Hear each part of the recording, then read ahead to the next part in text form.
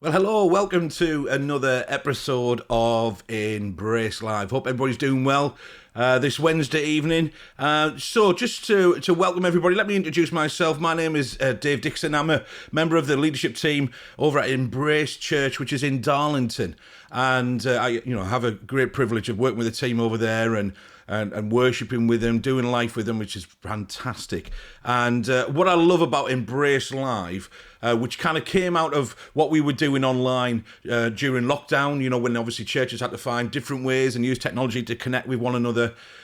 We just thought that actually we'd like this to continue because we were able to hear from and connect with and reach people who right across the region, right across the country, in fact, right across the world. And actually, it's a way as well, we know that we can connect with people who maybe don't do the church thing. So welcome. If you don't do the church thing at all, you're more than welcome to stay, please. We'd like to make this very informal, very chatty.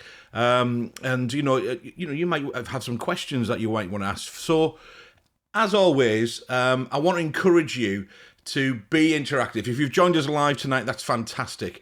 It's always the best experience because actually we can, like I say, respond to your comments and questions.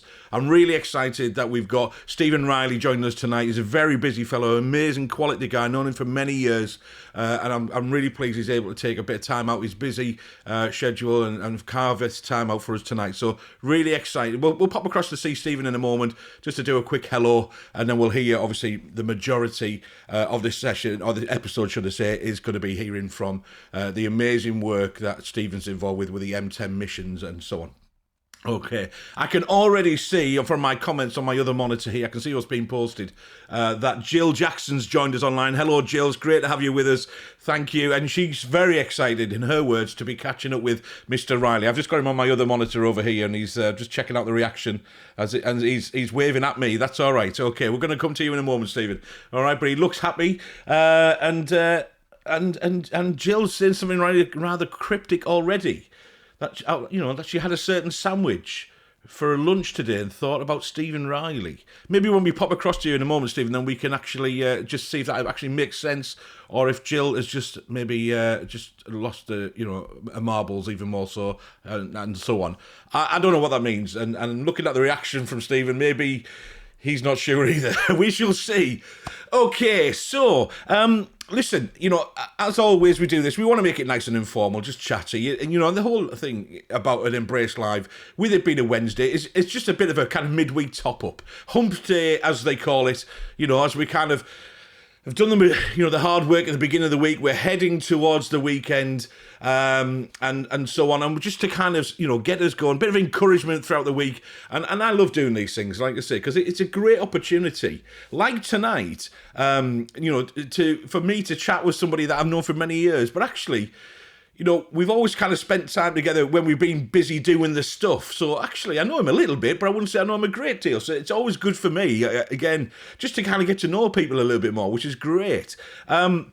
Listen, I'm really, like I say, excited that Stephen's joined us, but I just wanted to plug what's coming up as well. Stephen, I'm loving that picture on that on there. That's one of your profile pictures. It's brilliant, that, man. I love that. It's so, you just oozed, I think you are the definition of cool, I have to say. That's amazing, mate. But you can see we've got, alongside Stephen's picture on there, we've got many others kind of coming up. They're just some of the people who have agreed to kind of come on the show. I've got them lined up. In fact, actually set your reminders. I say this every week. Set your reminders, 8 o'clock on a Wednesday, because I've actually got somebody planned in every Wednesday from now until the end of July, and I'm going into August, all right? So, again, it'd be great if you can join us. We've got people from all over the region, all over the country, and like I said, I'm trying to work on a few people that just, beyond the UK as well, just to kind of celebrate. And the whole point is, like I say, to encourage one another and hear how God is on the move. God is doing this stuff in so many different ways, working through so many different people, impacting their communities and beyond. And so it's really, really encouraging to hear people's stories about how they came to know Jesus themselves, how they came to that decision to follow Jesus, and then, how are they living that out, that relationship, how are they living it out? And like I said, these are quality people who've got lined up, and you really do want to make sure that you tune in. Live, if you can, can, 8 o'clock on a Wednesday, like I say. But, of course, you can always head over to our YouTube channel and follow them on there, obviously, and catch them up on there. I do post them a little bit later. Obviously, the main thing is on Facebook, like we say. And listen, when we're mentioning YouTube, it'd be really, really good if you can head over to our YouTube channel, please, and just then, subscribe, as the animation on screen just showed you, and do the usual thing, like the video, subscribe to it, hit the notification bell, and then you can keep up to date when we're posting anything new. All right, so that would be great if you could do that. I'll tell you what, I've talked a lot already. Let's pop over to see Stephen, just to see how he's doing, and just welcome him to the show. Here we go. Hi, Stephen, how are you? Hi, everyone. Hi, yeah, I'm good, thanks. Good, man. I've already said, just before we came on air, I've already done a little bit of admiration of that amazing world map that is behind you. That's fantastic. So, currently, I have to say, all the episodes have been good so far, but you are winning, I would say, the best background award so far. It's worth tuning in just to see that alone, but we're really excited to hear from you tonight. And, a little bit nerdy, you might also be winning the Best Microphone Award as well, Guest Microphone Award for the Blue Yeti that you're using. So just a little bit of appreciation for the technology that we've got going on behind you. So we'll come back to you in a moment, Stephen, just to obviously, then we'll chat a little bit more and hear what, all about, M10 and so on. So again, thank you for, joining us tonight. Okay, let me just jump over to this one. Again, I really want to encourage people, if you can, please, to post your comments and your questions when we're talking with Stephen. Stephen doesn't mind this, and we'd like to say we just want to make it chatty. We're amongst friends here, and he looks a bit worried now on screen when I said he doesn't mind this, but it's just we want to respond to people, their comments and their questions and so on like that. Already, I can see appreciation for the wall behind you there, Stephen, which is good. So, a lot of other people are really appreciating the decor already. However, whoever that posted that comment that's saying nice wall is obviously part of the Embrace leadership team, needs to realise that they are posting as Embrace Church Darlington. So there's just a little reminder for my wonderful leadership team buddies, just to make sure that you post as yourself rather than Embrace Church Darlington. That would be wonderful. Okay, so what I've got now is a little bit of leadership intro video which I played, and then what that'll do is going to take us over to Stephen, and we'll just have a really good chat with him as we go through, and we'll make it nice and relaxed. We'll hear all about, Stephen's story and, his amazing work that he's doing with the team for M10 Missions. So, just as a lead into that, here's a little bit of an intro video. See you soon.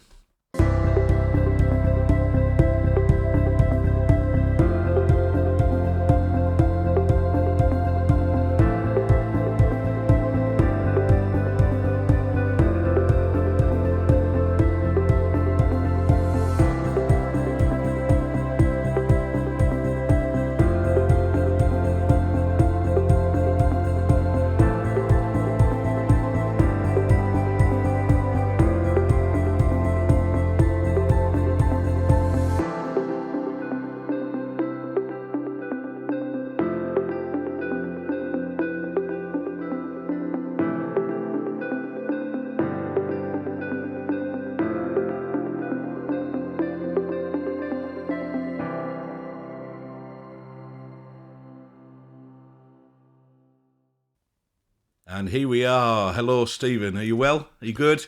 Yeah, I'm great. Good, man. Thanks. Thank you.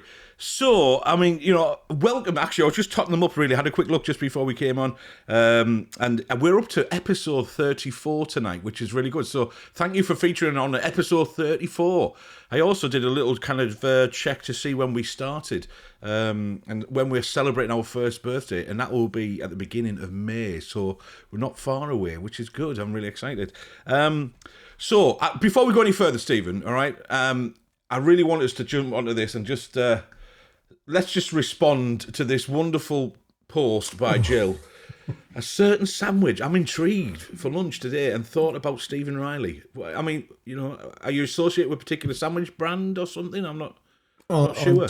I just have not got a clue. I don't know what that is about at all. Well, that's very cryptic then, Jill. You need to come back on and obviously just let us know what it is, because I'm intrigued. I'm sure Stephen is intrigued, and I'm sure everybody, we want to know what kind of sandwich that is. And what's the connection? There we go. Always start with a bit of intrigue at the beginning of the show. That's good. So, Stephen, I tell you what, why don't you put yourself into context for us? Why don't you just, I mean, like I said, I've met you for a number of years ago now. We were involved in things together like Harvest and so on. Good times, certainly. But why, for those of the people who maybe are tuning in who haven't met you before, why don't you just put yourself into context? Have you got family? Are you married? What do you do for a day job? All that kind of quick stuff, and then maybe we'll get into the detail a little bit later on. Okay, cool. So I have I'm a father, I'm a husband, I'm a leader. I have 3 children. I have 5, actually. Sorry, 5 children, and 3 of them are away at university. Yeah. One of them is an apprentice mechanic, and the other one is in year 9 at school. Originally from London, grew up most of my years in the Salvation Army down there, and then I wanted to get involved in youth work, so came up here to the northeast through an organisation called Youth for Christ. Yeah. Joined a team, thought I was just coming to do a gap year. 30 years later, I'm still here. Wow. But whilst I was working for Youth for Christ, I ran different missions teams. The one that most people will be aware of, maybe fond of, is Dependence. Yeah. We used to do missions in schools. We would do rapping, breakdance, street dance, drama. Put on shows at the end of these mission weeks in school. There'd be hundreds of students come along to our shows, and we would get opportunity to preach the gospel in some kind of format. Amazing. And it was exciting. It was absolutely amazing. And towards 2009, 2010, I left Youth for Christ and went to work for a school in Ashington. But during that time, I took a trip out to Mexico, which I'll probably come on to a bit later. But I took a trip out to Mexico, and that trip sort of was the footing, if you like, of the rest of my life. Wow. And where I'm at now. Yeah. Amazing. Cool. So, and let me just sorry, I was a little bit distracted there, Stephen. I apologise that because obviously Barry Thompson, who we both know well, he's kind of posted on here. Let me just add it to the broadcast. All the best people on Brace Live recently, of course. Why is he saying that? Well, guess who was a guest with Vicky last week on Embrace Live? So there we go. Yes, we do agree. We do agree. I'm sure. Okay. Let's just clear up this. The cryptic kind of messages from Jill. I'm just going to add it on there here that you can see the food, because she had a vital role at the Harvest, as we were involved in for many years, of the catering manager, and things like the buffets, the Harvest food, jacket potatoes. And she always looked after you. I'm sure that's the case. We agree, again, surely. Absolutely. Jill's food was absolute keen. I don't know what Gary was doing, but Jill's food was amazing. Absolutely. I just want to do a big shout out for the Harvest Humdinger. That was a particularly favourite of mine. Maybe had one too many of them. Maybe Jill can post actually what was in the Humdinger. I don't quite remember, but I do know there was substantial and tasty and filling, definitely. So, So you grew up in London then. So let's get the obvious out of the way. Which team are you? Do you know, I should be Crystal Palace, right? Because that was the team nearest to where I live. But I'm actually a Liverpool supporter. I've been a Liverpool supporter for years. Why Liverpool then? Right, okay, here's the story. I was in the schoolyard with my friends, and they were all saying who they supported. And I didn't really know much about football at the time. Yeah. And I said, who should I support? And they said, okay, you can support Liverpool. And it just stuck. Yeah. That was it. Yeah. That's all right. That's okay. I mean, it's not a bad team to support, is it? I mean, they're an amazing team. Never mind, not a bad team. So that's Isn't it? good. So all right. So Who do you support? I'm a Middlesbrough supporter. I'm a Borough boy. And Okay. but saying that, I must admit, with a good friend of ours, Gary Jackson, for the last couple of seasons, I've had a Spennymoor Town, kind of season ticket. So I've spent some times up there and enjoy it because I just like it's good, honest football. So obviously last week, immediately had to get in the bit of banter with Barry being a Darlow fan, So I was asking Barry, I don't know if you caught the show last week, but if he was the Darlow fan or one of the Darlow fans who was responsible for kicking down fences on Boxing Day at the Spennymoor ground. But he said he wasn't, and, Oh, well. I believe him, I suppose. Vicky, I'm not so sure about, but no. There we go. Okay, so you came up to the Northeast to kind of get involved with youth work. Amazing. And obviously that is 30 years later. Plus you're still here, which is fantastic. Even though you're going to come up for a year or so. Let's step back a little bit because it'd be really good, Stephen, to hear your story about how you came to make a decision to have a personal relationship with Jesus, to commit your life to following him. And I'm sure there were circumstances around. You didn't just arrive at a point and say, no, I'm going up to the Northeast to this YFC place to do, for no reason at all, because you had nothing better to do. I'm sure there was motivational reasons, So I always ask the same kind of questions, really. What was life like before? And then what was life like kind of leading up to that moment when you made a decision to commit your life to Jesus, and and then you've then it's an opportunity, and you've given us a little bit of an insight in that and about what life has like been since then. So go on, give us a bit of your story. Okay. So there was me, my mum, 3 older sisters. My parents got divorced when I was less than 10 years of age. But my family were deeply Christian, so I was brought up to go to church. The churches that I used to go to were kind of full of old people when I was younger than 10. And my sister started guides in the Salvation Army, and so I decided to go along with her, and they had something similar for boys. Yeah. So I started going along to that every week, going along to the church on a Sunday, and then I joined the choir, I joined band, I was just involved in everything. And to be honest, because I was involved in those things, and because my family were Christians, and because the Bible was very central in my house, for me, I was a Christian. I was doing all the right things, singing all the right songs, praying all the right prayers, and all the rest of it. But then, when I became a Christian, I knew I definitely wasn't before, because I was riding on the coattails of everybody else. It was like I wasn't taking responsibility for my own faith, and that's what I needed to do. So I remember going along to my niece's christening in a Black Pentecostal church, bizarrely, and this guy who preached, and at the end he prayed a prayer. And the words that he used in that prayer really moved me. They moved me so much that the whole day I felt what I know now to be God's Spirit on me in such a strong, powerful way. And I knew that there was something I had to do about it. So that night, in a different church, in a Salvation Army church in Bexley Heath in Kent, I made my decision to follow Jesus. I didn't know what it meant. I kind of knew what it meant, but I didn't fully know what it meant. But I knew it was the right thing to do in that moment.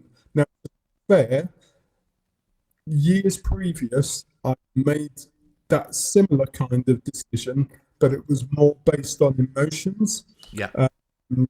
This time, I knew something real was happening. I got up the next morning and I remember having a conversation with my mum, and she said to me, Stephen, you've got to trust God. You've got to, and she pointed me to that verse in Proverbs, in all your ways acknowledge him and he will direct your paths. Yeah.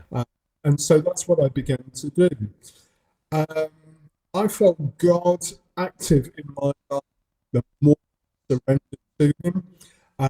And there came a point where I was thinking, right, does God want me to be a minister within the Salvation Army? And I really began to think about that, and I made the decision to actually do that. But I kind of said to my minister at the time, I want to get some experience in youth work. So I went along to Spring Harvest and looked at the different stalls, and that Oasis were there, YWAM were there, Youth for Christ were there, and Youth for Christ had a program called Operation Gideon. It was a discipleship course, gap year course, and I just that just jumped out at me. I just thought, I want to do this. Cut a long story short, they accepted me. They got me on a team with 3 other people. One was from London, one was from Birmingham, and one was from somewhere else, I can't remember. And they sent us up here to work with Tyneside Youth for Christ. And we got the opportunity to do so many things, work with churches and their young people, work in schools, doing RE lessons, all manner of stuff. And yet, towards the end of that year, I felt God wanted me to stay another year, but I had this dilemma because I'd already said I was going to be a Salvation Army officer, and I just didn't know what to do. So prayed about it, and again, cut long story short, I ended up staying a second year, a third year, and it was in that third year, I think it was in that third year, that Ninth Hour started. Right. It actually, the event, because Crucible was running at the same time. That's right, yeah. So there was myself, a guy called Ken Riley, Phil Glover, and others, and we had set up this event for those who lived further north than Sunderland and Teesside, and young people just started coming. And Amazing. Out of that, there were mission teams, and out of that came dependents, and then we started doing our missions in schools, and it just took off. It was amazing. Amazing. Absolutely amazing. Fantastic. What? So how old were you when, you talked about gap year, how old roughly were you when you first came to the North East? 23. Yeah. Yeah. Was it a bit of a culture shock, or did you fit into the Geordie ways? Mate, there was no black people up here. Yeah. None. It was it a culture shock? It wasn't a culture shock. It was just very, very different. There was a different way of going on. People up here, it's true, Northerners are friendly. They're much more friendly than people down south. It's a generalisation, but it's true. Yeah. But I kind of, with my brash London, all right, mate, how you doing? You all right? Kind of thing. I would just say things as I saw them, which didn't always go down too well. So I had to kind of polish up a little bit and, find nice ways of saying true stuff. Yeah. Yeah.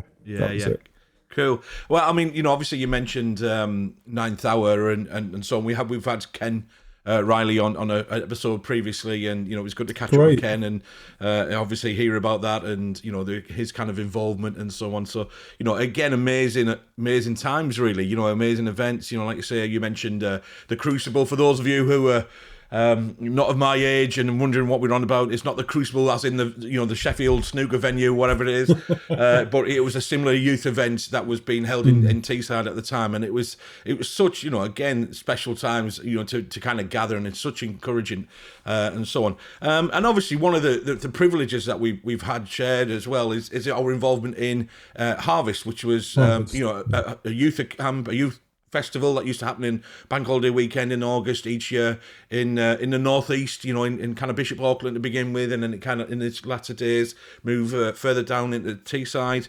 How did you get involved with that, Stephen? I don't know. I mean, we used to spend time on the exec, as they used to call it, the executive committee. We used to help put the thing together. But how did you get involved with that?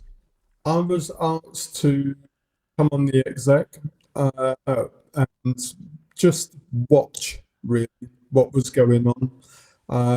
Other members of the Youth for Christ team had been involved in Harvest. I've never ever been. So the first time I went, I think, was the year that Princess died. I think that was my first year. Right. And so I was just there, kind of leading on stage with Phil Glover, and then in time I began to run a venue, and that was an amazing after-hours venue. Not because I was running it; it just had a real buzz to it. Yeah. And we invited bands, we invited other speakers, solo artists, that kind of thing, and it was just amazing. And Soul Survivor obviously came up, and they led worship, and Mike Pilavachi would speak, and I don't like using the term "God turned up" because I think God doesn't turn up; we turn up. I totally agree. Yeah. But the presence of God was so strong. Yeah. Lives were changed. Lives were transformed. No doubt about it. Yeah. And it was good to be part of what was going on there. Amazing. Absolutely. Yeah. Absolutely. And I don't know whether have you seen Phil Glover recently? Are you still in contact with him? Do you know? I've not seen Phil for about a year because he's moved down Birmingham way to lead a church down there. But his son is getting married in a few weeks' time, so we're going there for that. Nice one. That'd be nice to see. Yeah. You're a legend, and again, speaking as somebody who's been involved with Harvest and attended Harvest for my first year I think was 1987. I think I left school the next year and then went onwards from there. I know the amazing Jill Jackson that we mentioned already. I think she was at the very first one, and has fulfilled various roles, and if nothing else, made us really appreciate the. And I'm just looking at the different. Oh, she has posted what was involved in the Harvest Humdinger, which is great. So she's listed. I'm going to put these on because this is legendary. So 2 burgers, yes, 2 slices of cheese, bacon, and mushroom, all in a secret sauce that will obviously never be disclosed. Oh wow, okay. I'm having flashbacks and I'm starting to salivate a little bit here. Maybe I should blame the Harvest Humdinger for my obesity. I don't know, my large frame. I don't know. Maybe we'll get away with that. Okay, nothing to do with my willpower at all. Oh, yes. And then she's listing corned beef savoury and other things as well. Anyway, all right, we won't get too much into that. But so we certainly, Jill, we appreciate you, all the hard work and the team that you have as part of the what was the catering, the loaves and fishes tent, and you served amazingly well and led on that for many, many years and so on. I got involved with the my Harvest kind of stories. I got involved with the stewarding. I was one of these people who said, I'll put a fluorescent lovely jacket on that clashed lovely with my big ginger hair. There was a little bit more of it at that point. That beautiful look that was rocking, and I'll help direct traffic and stuff. And then eventually, I was invited like yourself onto the exec, and we kind of put things together, and it was great. Really, really special times. And what humbles me, I don't know whether you get this a lot, Stephen, is just chatting with people how much that Harvest features in their own personal stories. And that's totally humbling. Even in this kind of latter years, when I had a little bit more responsibility within the exec at that point, with John Hawksworth and Hawkeye, I'm trying to get him on the show as well. We as we kind of led that kind of thing, and it was just it would move me to tears just to be at the back to see a tent, a room, a barn full of young people worshipping Jesus and so passionately, and it's amazing.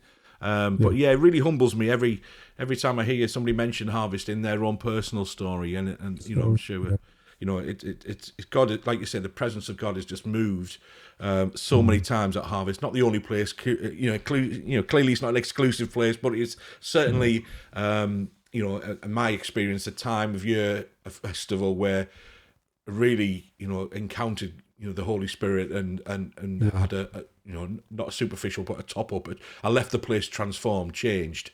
You know, deeper in my relationship with God is amazing. All right. So all I'm thinking is, I just want to ask you the question. You mentioned so many times the Salvation Army. Were you rocking the uniform as well when you know? Did you? Yeah, oh, totally. Yeah. Full And on I would love to see cap pictures and of that. everything. Yeah. I've got none on my computer, so I can't show you. That's all right. So there's a little challenge for I've got everybody. some You know, those of you in that we need to start posting any pictures to see of Stephen in his Sally Army kind of uniform. Don't do it. So and one of the things I was going to mention this, and actually Barry's just asked this question as well, because, you know, obviously then you mentioned about the amazing range of activities that you were involved with. Barry, I'm going to come back a little bit later to that question, because that's certainly a really good one. But, you know, a range of activities, like you say, in Youth for Christ and you know, coming for a year, stayed for 30, you know, big, obviously, impact on your life. And like you say, how did Dependence come about then? Because I know that you used to lead that team and, you know, again, amazing performances. I'm still friends with, you know, a number of the people that were involved in that as well. I just looked at you and just thought, God, you guys are so cool. You're so good, you know. So I still do, by the way, Stephen. I just, you know, like you say. So basically, it was... Sorry. It was the back end of the 90s. In the country, certainly in the Northeast, drugs were a huge issue, especially amongst young people. And so it was trying to work out how can we address this issue, but more in a creative way, rather than just, you know, like in assemblies saying, say no to drugs, don't do drugs kind of thing. So we had like what I would call an ideas box, like a creative thinking time. And Youth for Christ National were running two teams. There was a band and there was a theatre company. The theatre company was called Activate, and the band were called TVB. Yeah. And we kind of thought, can we do something like this? The problem was we were a bit strapped for cash, so I kind of thought, right, we could maybe do like a mixture of both, make it like a gap year, get somebody to write the material for us, and kind of roll it out into schools, and then do workshops off the back of that. So there was a girl at the time called Susan Bennett. She's now Susan Baxter, married to Jeff. And she had just done a degree in performing arts, but something like it. She was a brilliant script writer, like amazing. And so she basically wrote what we were going to deliver. And she directed all of us as a team in order to deliver it. We had recruited young people from all over the country and start to go into schools and deliver. I was the evangelist in the team. Speaking off the back of these, there was also a guy we had called Peter Lazinski. He had an amazing conversion to Christ from a life of drugs and all that kind of stuff. And we used his testimony in schools as well. It was just a really, really powerful time. And the teams changed each year and got to a point where we decided to go full time, and then we had a team of staff members who had other responsibilities as well. So that was a really strong arm of Youth for Christ Northeast. We also had a prison team who go into young offenders institutes. That has now become Junction 42. Right. I think you've either had or you're going to have John O'Connor Oh, Yeah, right. John Okay. O'Connor's coming on. Yeah, we've had John Searle as well recently, and he's part of the Junction 42 team. But yeah, certainly John O'Connor. Great. Now he's a guy who's tough to kind of nail down for a date. But I know John. Looking forward to that. I know I've heard his testimony. It's amazing. Yeah, absolutely. So Youth for Christ were firing on all Yeah, cylinders in the definitely. Northeast. Uh, it was brilliant the way we were able to serve churches up and down the region, serve schools, and do loads of other stuff as well, Yeah. including being involved in Harvest. Yeah, amazing. So let's because I'm just conscious of the time, and as always, time just Yeah, seems to speed up in these done it. these episodes. So I really want to give some good amount of time for you to kind of talk about M10 missions and obviously your involvement with that. Let's kind of fast forward a little bit. Let's get to Barry's question here. So so his question. Let me pop it on the screen for us. So he's asking there. As you can see, did you enjoy the experience of speaking to cars at a drive-in church? Beep beep. He finishes off with. Like it was something I had never done before. It was hands down the most bizarre experience Yeah, speaking.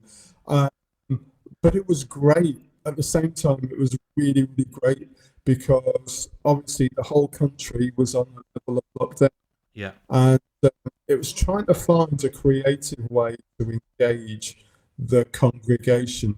It was amazing that they had all come, and I gave the message that I did, got them to beat their horns, yeah. open their car doors, and shut them to respond in different ways. I absolutely rate Barry and Vicky. They are immense, and been working with them for years. Down in Northallerton, and now they're in Darlington. Yeah, They are people on fire for Jesus. yeah, absolutely. Authentic, Yeah. awesome. Great, yeah.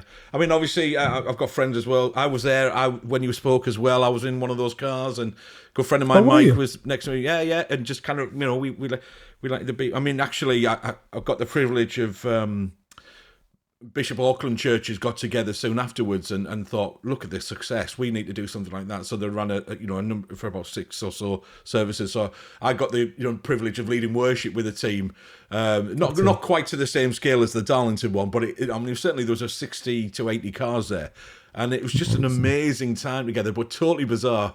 And I must admit, I thought, oh, the horn bit is a bit cringy.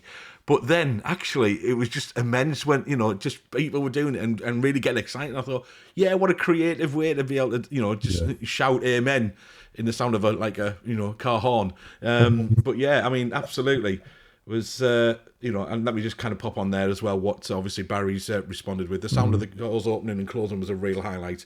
Thanks for all you did. It was amazing. Yeah, so it was good to, hear from you in there. All right.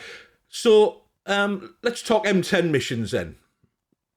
Give us a bit of history about how did that come about, and obviously, Okay.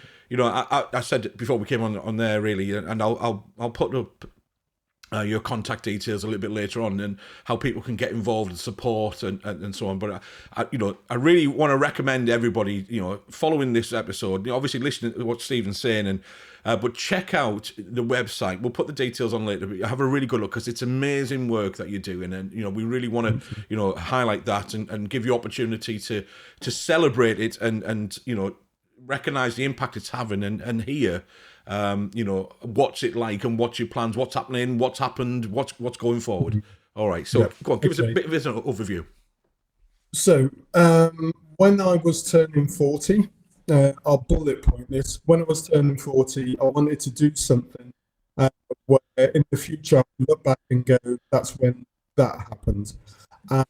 That was a trip out to Mexico with a mate called John, doing some voluntary work with wine, building a house for a family living in poverty. Yeah. That whole experience radically changed how I saw ministry, because I was physically doing something for somebody who I didn't know, who I would probably never ever see again, but it was transformational for them. Now I'd had amazing opportunities in schools, in churches previous, but this seemed just to be on another level. And that whole experience, I came back to the Northeast, went to a ninth hour and put out to how many of the hundreds of young people I want to take a team over to Mexico next year who's coming.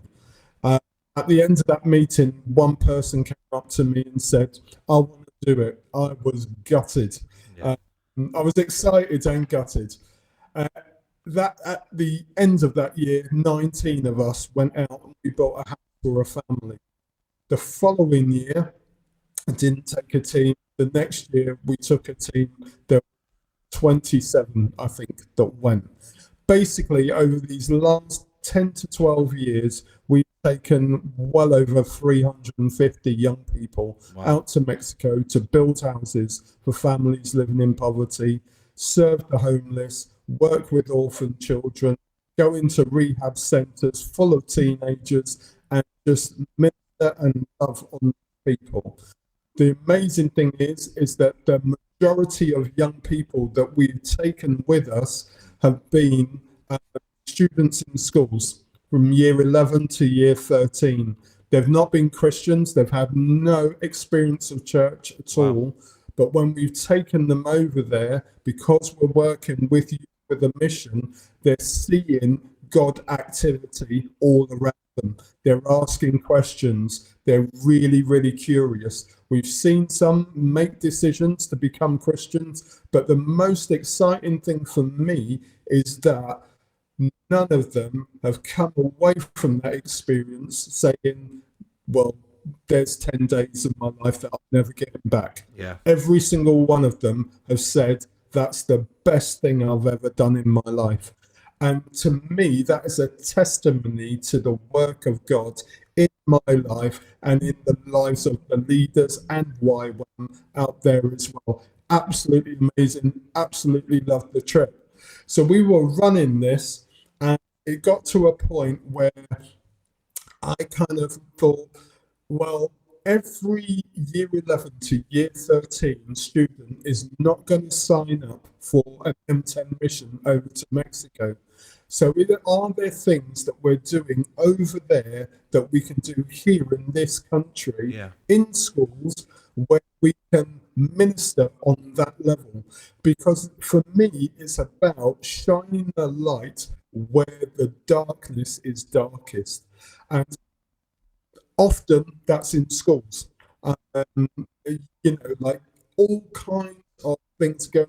Mental health for young people in schools is just like it's on another scale. You know this. So we've started to deliver life coaching for students in school. Great. We've started to deliver what we call the Boys Network, which is a mentoring program, trying to invest and inspire young people with regards to their future, to kind of see outside the box that there is more to life than what they are experiencing right now.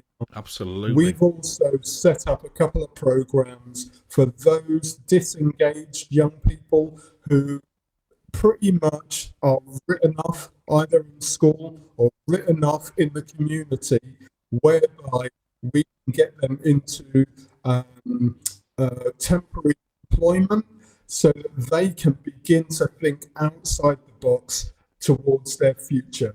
Because for us, everybody has a future. Absolutely. Now, for some people, because of the decisions that they make, their future might look bleak. But what we're trying to do is inspire and invest in such a way that the decisions they make are more geared towards success than it is geared towards whatever the other outcome might be.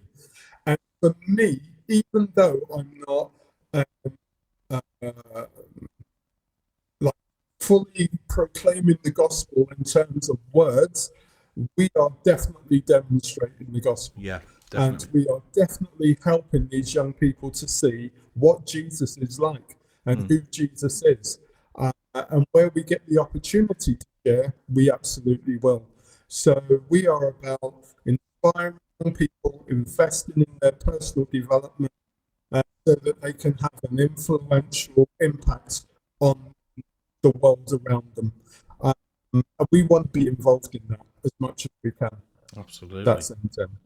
Well, that's amazing, and it's clear, your passion for that. It certainly comes through as you're talking about it, and again, it's inspirational to hear, and amazing that you've got these opportunities to home and away, kind of abroad, and then, like you say, bringing that back and impacting that, and raising young people's aspirations is so important, and like you say, that addressing their mental health and so on, and it's great to hear that. What about?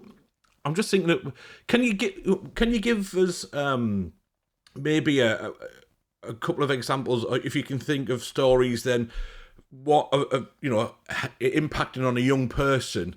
Maybe in Mexico, and then what about particularly individual? Obviously, we don't want to give away too many personal details, but that the work that you're doing here back in the Northeast is kind of so like in a home and away kind of impact. Absolutely. So I'll use the same person for both.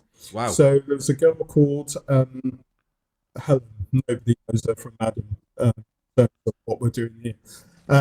So she came out with us in, I'll say, between 2015 and 2017. We took her out to Mexico, and she was so impacted by what she saw. She came back and she decided that she wanted to find out more about the Christian faith. So she started coming along to church, started talking to me and my wife and some others about what faith was all about. And she wanted to go back to Mexico the following year. Yeah. We took her out the following year, and while she was out there, she I think in that lead up, she had made the decision to become a Christian. We took her out to Mexico. One of the places we went was to a dump area where it's like the forgotten people of Mexico. Wow. For them, they feel like they're living in a palace, but in actual fact, it's like going to your local tip and seeing people make their own cardboard houses and that kind of thing. And we would go around and we would give people bottles of water, sandwiches, and all of that kind of stuff. And Helen was in my group who were going around, and there was this one woman who said that she had a friend in her house who had a problem with her knee. Cut long story short, got Helen to pray for that woman got healed. Wow. Right there and then. It Amen. was absolutely incredible. I speak to Helen now, and Helen is still kind of on a journey. I hate that word. Yeah. Still on a journey, trying to figure out where her place is in God, where God's place is in her life. Yeah. But she will not deny what happened on that day when we were at the she knows she prayed for that woman got healed. Yeah. Absolutely amazing. One of the other exciting things that we love is because the students that we take are doing something that many other young people in schools aren't doing. It means they can get something on their personal statement for university or for future employment that will kind of set them above other people vying for the same place. So there are tens and dozens of young people who are putting this stuff on their CVs, on their personal statements, getting the first place uni that they're going for, because they're just standing out. It's absolutely amazing. And they're just loving it. I'm still getting people, like say to me, Stephen, can you do a reference for me? Can you do a reference for me? Can you do a reference? And I just say yes every time, because I think it's exactly what Jesus would do. Absolutely. That there's just an opportunity there to do something amazing. There's one woman, she's a woman now, but when she first came with us, I think she was 19, came in 2009. She came out with us, and when she came back, she said to her mum, I have to go back. About a year and a half later, she went back, cut long story short again, she now lives out there. She's built hundreds of Wow. houses out there. She's Fantastic. got 3 children. She's married a Mexican. She's running her own church out there. Wow. Her testimony is huge, absolutely huge. But the reason why she went in the first place was because she was responding to God to go out to the mission field to do something that, was God going to do anything with her life. And she's making an absolute difference out there. Wowzers. Amazing. Tell you what, that would be, great to have, if possible, to invite her onto this show and actually hear her story and hear that. That would be, honestly, that'd be amazing. You'd be blown away. You'd be blown away. Well, maybe I can chat to you a little bit after that. Maybe forward my contact details on and see if we can make that happen at some point. That'd be amazing. Yeah. Yeah. So when you go to kind of Mexico and stuff like that, you just did obviously just turn up and said, let's build a house here. Obviously, what was the pre-work? What were you said you were in partnership with a mission? Is that what you said? So we were. So I knew a guy called Tim Kemp, and he runs the mission base out in a place called Ensenada. It's actually in Baja, California, but the Mexicans call it Mexico. And whilst I was over there, I just had a dream of bringing young people from the Northeast over to Mexico to do what me and my mate John had been doing. And that dream just became a reality. Amazing. And it spiraled into something I never, ever imagined it could. And it's just a privilege. It's amazing. Love it. Yeah. And then what about partnership, obviously, with the rest of the work that you do here in the Northeast? You're talking a lot about students and so on. I saw very briefly, as I was looking earlier on your site, you reference, obviously, I think there's a wonderful testimonial on there from an assistant head that you've worked with in one school. So are you working in a variety of schools? What does that look like? Yeah. So we got a contract to work with all the schools in North Tyneside Council. Wow. We want to work with any secondary school. We have a vision to roll out our program, and that schools will buy into our program because we've seen it work, we believe it works, and it does work. Yeah.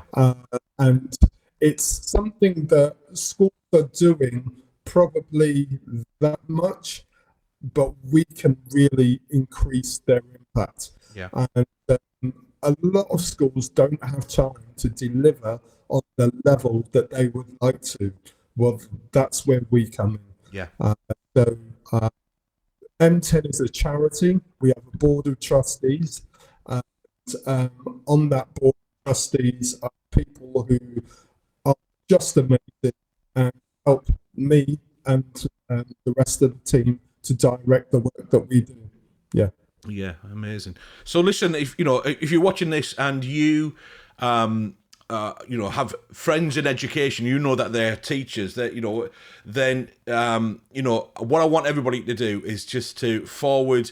We'll put the contact details up. At the very least, follow M10 or Missions on their social channels, but forward that to your education friends, because this is, quite clearly such an important area. A ministry, if we want to call it, whatever, Absolutely. Yeah, and we, that needs. We want young people involved in this, definitely, and if you can, you've heard so many reasons why we want to do that: raising aspirations, addressing mental health, helping them make their applications for uni stand out above the rest, and give them real world experiences, and all of that underpinned by demonstrating, living out the love of God, actually, demonstrating Jesus happening, and things. So, again, we want everybody to be involved as much as possible in this. So, look, commit to doing that. Just kind of, do that. I tell you what, Stephen, it's probably a good time now. I'm encouraging people to do that. Just to pop your kind of contact details on screen. So here they are. Obviously you can see the site, and it's well worth going to. And obviously you've got contact details. How can people support you then, Stephen, as an organisation, as M10? What can people do? Yeah, so obviously they can support us financially. That's quite straightforward. Uh, but also, I would say exactly what you just said. Uh, so if you have friends in education, if you know school teachers, assistant heads, careers leaders in school, uh, just put them in touch with us. And we can do the rest from there. You just need to give them our name, they get in touch with us, and we take it from there. And I'm telling you, that school will never look back, Yeah. because I'm that confident that we can deliver on a level that would raise the impact of what they're doing. Yeah. Amazing. So listen, people, that's what we need to do. We need to do just exactly that, really. I'm sure, continue to pray for, the team, Stephen and the team, because I'm Yes. sure you've got an amazing team. Like I said earlier before we came on, I had a look at the wonderful pictures and the people that you've got involved, and I knew some of them, which is great. But like you say, a quality organisation having such a huge impact on young people's lives, and again, demonstrating the love of God and living out the love of Jesus, and without even some of the students even realizing, maybe, but not that you kind of hide it in any way, but just demonstrating what that's like, That's right. and it having such an impact, again, on people within Mexico, they're obviously blessing those people, building a house for them and so on. I'm very fortunate. I did something similar with an organisation, charity called Lions Roar in South Africa in 2010. Well, that's right, And, amazing. I mean, you talked about going to Mexico and having your, being transformed yourself. I mean, absolutely, totally can relate to that, because it was the same in South Africa. We were in the Valley of the Thousand Hills, and we went across as football fans, but to be a constructive force of football fans rather than destructive that unfortunately some England idiots can be. Excuse my personal opinion, but I'm allowed to show that. I'm sure I'll get away with that. But honestly, I'm sorry, I'm distracted again by Mr. Barry Thompson posting things on comments and stuff like that, particularly football related. But yeah, I mean, it's amazing. Again, these are the standout memories for me when we arrived as a group of about 50 or so lads from all over the UK, in this hotel in Durban, South Africa. Really nice hotel, very comfortable. And then the next day we went to our, kind of projects, and there was football and there was construction kind of projects. So, building school, orphanage, kind of football camps and things. I was involved in the football camps, but, every single lad came back from those projects and then just looked at what we had in that hotel, and it totally put things into perspective. And like you say, then the next day, literally, gathering as much as the breakfast bar as we could get away with, literally like a swarm of locusts, not for ourselves, but to take to the projects and again, to pass out. And it was such a life-changing experience to meet those people who were, I mean, honestly, I felt like Father Christmas for the, because we were able to give out football kits and things like that, and obviously leave a lasting legacy of the building work and so on. It's still there in orphanages, like I say, a school, and so on. And it's really the last day of the projects. It was funny. Literally every lad came from the half a dozen, so I can't quite remember how many projects there were, but literally we're getting back on the coaches, semi-naked, because literally we'd all given away pretty much everything that we had.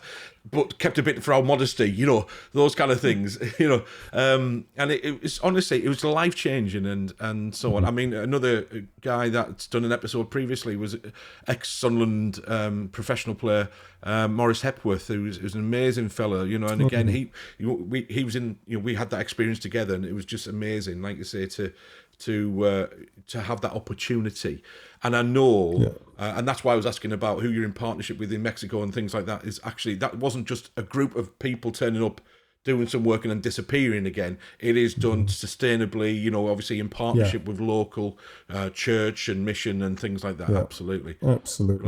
So listen, as always, it's 9 o'clock. So as like I said earlier, time seems to speed up when we do these kind of things, and it's been so great just to catch up with you, Stephen, and just to spend a bit of time with you, hear obviously a bit of your story and the amazing work. I love that. I'll go and do a year out in the northeast, and I've 30 years later, I'm still here, kind of doing the things. It's amazing.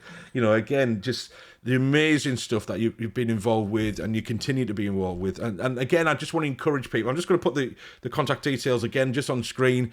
But it's quite simple. If you want to, obviously pray for Stephen and the team. Listen, the reality is every charity needs financial support. If you want to support them, then please do so financially. They're doing amazing work. So do that. And, maybe you want to get involved in, further than that. So get in touch, follow them obviously on the channels, socials, and do that. And just keep yourself up to date. And, obviously if anybody wants to get in touch with Stephen, I'm sure you're happy for that to happen via the social media channels and so on. Please do so. And obviously there was a number on there if you want to give him a call as well, or email or whatever it may be. Mate, it's been great. Thank you very much. I've really enjoyed it. I think certainly people showed some love for the world map behind you, your decor. I'm showing the love for the Blue Yeti. Thank you for moving your camera. There we go. But obviously, most importantly, it's great that what you're doing, and we just want to bless you in that, mate. Obviously with all the rest of the team as well. Thank you for what you're doing and impacting in young people's lives, and so many stories. I'm sure you could roll off so many more. But again, just bless you and encourage you to keep on going. And like I say, people, we need to support this organisation. So if you know somebody in education, in secondary education in particular, if they're further up the hierarchy, even better. But listen, if you have children, if you have students, if your kids are students at secondary schools, look, motivate them. Get them to go and talk to their pastoral teams and say, we need to be involved with this organisation. I can do it that way, because like Stephen said quite rightly, raising aspirations is so important. Addressing young people's mental health, is so, so important, particularly, lockdown and the huge impact that's had in COVID and so on. It's such, a big issue that we need to, support our young people practically, get them the help that they need. And again, this is a great practical way to be able to do that and give them, life-changing, we've heard it, life-changing experiences. Absolutely. Thank you, Stephen. I know you're a busy fella, and so we do appreciate you kind of, taking a bit, time out. So I'm glad we got a date sorted in the end, and it's great, like you say. So if you just want to stay on, but I'll finish the show and then maybe we can have a quick chat afterwards, mate. That'd be great. Brilliant. Cheers. So just to again, like I say, thank you to Stephen, and amazing work. Please do get in touch with them. All right, support them, follow their social channels, consider financially supporting them. The reality is that's how charities survive these days, and it doesn't just happen. Listen, from our point of view, in terms of Embrace Church, it's going to be really helpful if you head over to our YouTube channel and then just obviously subscribe to that. That would be brilliant. If you want to know a bit more about Embrace Church, then you can head over to our website or our socials, as you can see, in the usual kind of way. It'd be great to hear from you. Listen, we're about kingdom. We're about the church with a capital C. There's only one church, and that's God's church. It has lots of different expressions and flavours and how we, live that out. But, we are all about kingdom, and we are all about making Jesus known and just celebrating how God is doing this stuff through his people in lots of different ways. in their ministries of, living that out at school, in work, in their communities, whatever, home and away, like I say, either in the Northeast, amazing Northeast, or Mexico, South Africa, wherever around the world, to the ends of the earth, it says in the Bible. All right. So, listen, it's been great. Like I said, spending a bit of time with you. We're just going to wrap up for tonight. Set your reminder for next Wednesday at 8 o'clock. Tune in again, live if you can. But if you do catch up as well, that's much appreciated. And just again, please share these these episodes with your friends and your family online, and maybe encourage them to tune in as well. That would be great. All right. So have a good week, people. Take care.